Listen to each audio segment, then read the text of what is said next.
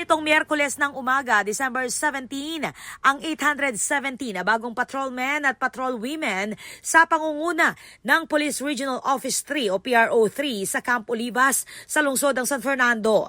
Ayon kay Police Brigadier General Ponce Rogelio Peñones Jr., mula sa mahigit na 3,000 aplikante, 870 ang matagumpay na nakapasa sa mahigpit na proseso ng recruitment. You will undergo a major transformation. Mula sa pagiging sibilyan, papasok kayo sa isang buhay na disiplinado at may sakripisyo sa loob ng RTC 3, Regional Training Center 3. Mararanasan ninyo ang tunay na regimentation. Sa bilang na ito, 550 ang pumuno sa attrition quota at 320 naman sa regular quota na inaasahang magpapalakas sa police manpower, magpapabuti sa police to population ratio at magpapataas ng police visibility at operational readiness sa Central Luzon. More than 3,000 applicants, 870 lang talaga yung nakuha natin.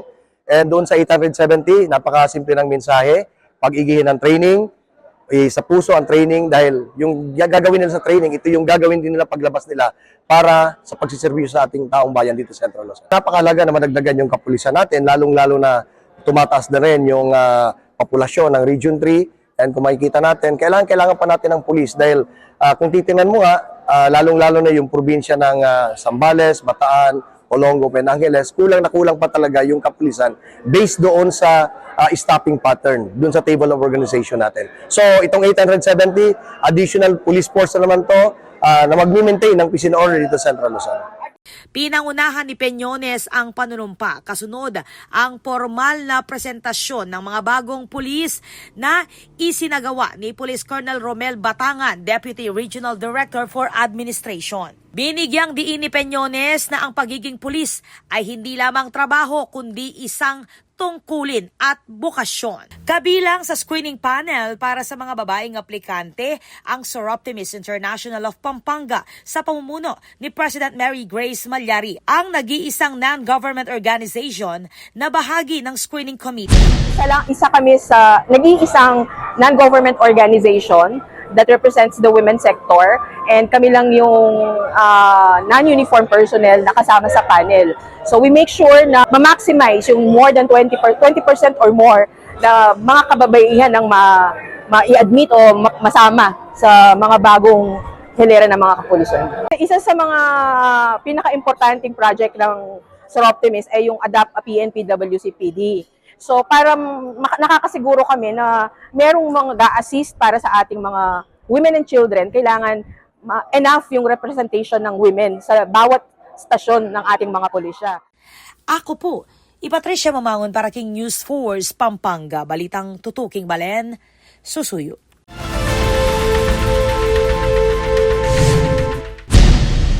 Susulong ng Mayor Malu Paras Lacson ning Balen magalang ing pamag-approve ning cash incentives para karang empleyado ning lokal a gobyerno kapamilatan ning pamag-endorso ning supplemental budget number 2 king Sangguniang Bayan.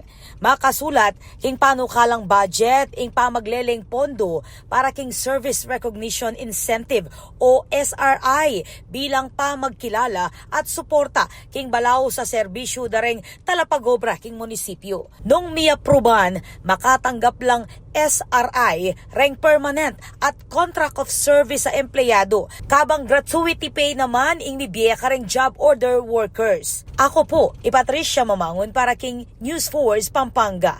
Balitang tutuking Balen, susuyo.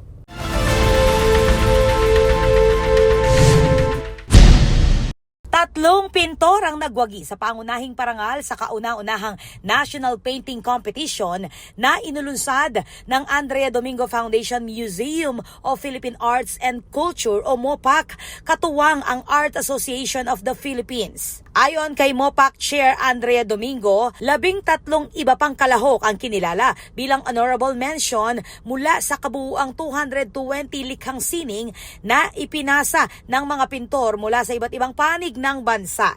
Hinusgahan ang mga obra noong December 5 ng mga kilalang alagad ng sining na sina Romulo Galicano, Phil de la Cruz at Mario de Rivera. Sa awarding ceremony na ginanap nitong December 12 sa MOPAC, ibinahagi ni Domingo na itinatag nila ng kanyang asawang si Rolando ang pundasyon upang mas mapalapit ang kabataang Pilipino sa sining at kultura ng bansa. Dagdag niya, ang MOPAC ay katuparan ng isang 45 taong pangarap. Binuksan noong June 4, 2023, tampok sa MOPAC ang mga obra ng mga pambansang alagad ng sining at iba pang kinikilalang artist. Gayon din ang mga makasaysayang koleksyon ng sining at kultura. Matatagpuan ng museum sa Barangay San Agustin, City of San Fernando sa harapan ng St. Scholastica's Academy.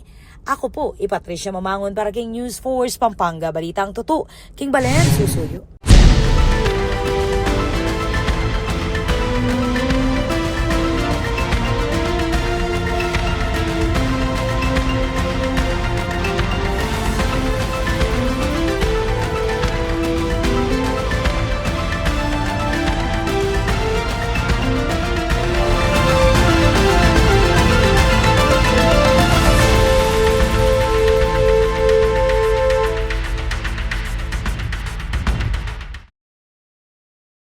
Babiya ko po yung Maya pa oras keng GNN TV 44 Pampanga, king karelang kadwang pulot adwang anibersaryo.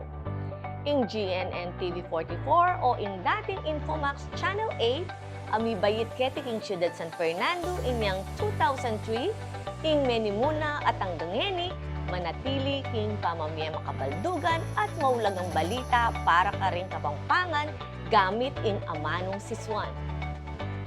Magsilbiya pong tete ing istasyon ban ipayabot karing kabalen ding maulagang impormasyon at dapat tamong abalo king patas at balansing paralan.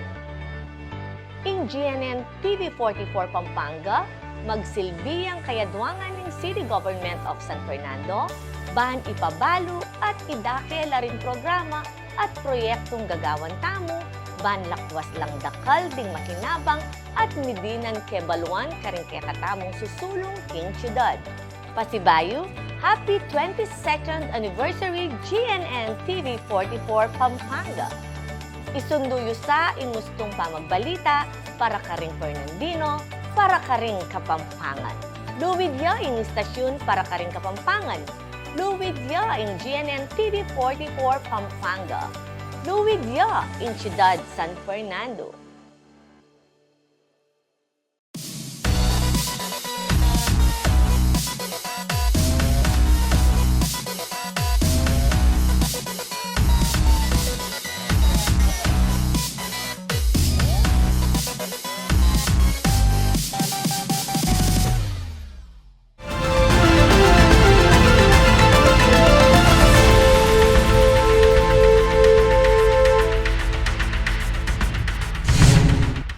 Migit king libong residente ding Balening Porac, ing may kinabang king Aduang Aldong Hospital on Wheels o HOW Medical Mission, naganapan ninyang December 12 to 13, 2025, king Jose Songco Lapid Gymnasium, Barangay Kangatba, king Saup, ning Mekeni Food Corporation at aliwapang kayaduangan na organisasyon. Yang pangketing libreng serbisyong medikal, dental at optical, ang makatutok kareng katutubo at aliwapang sektor, akulang ing access king serbisyong pangkabulasan. Mekisan metong ya ing Mekeni, king HOW, king LGU ning Porac at kareng volunteers bang ilapit ing serbisyong medikal king komunidad.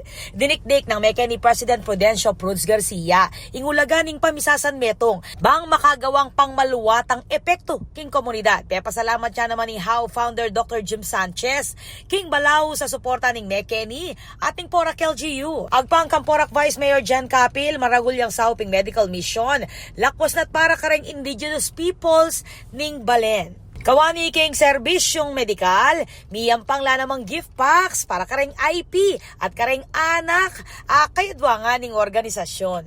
18 banwane ing medical mission ning Hospital on Wheels kareng miyayaliwang sulok ning bansa. Kabang 3 tuki-tuking banwana ng makisan metong ning McKinney Food Corporation king amanwang advokasya.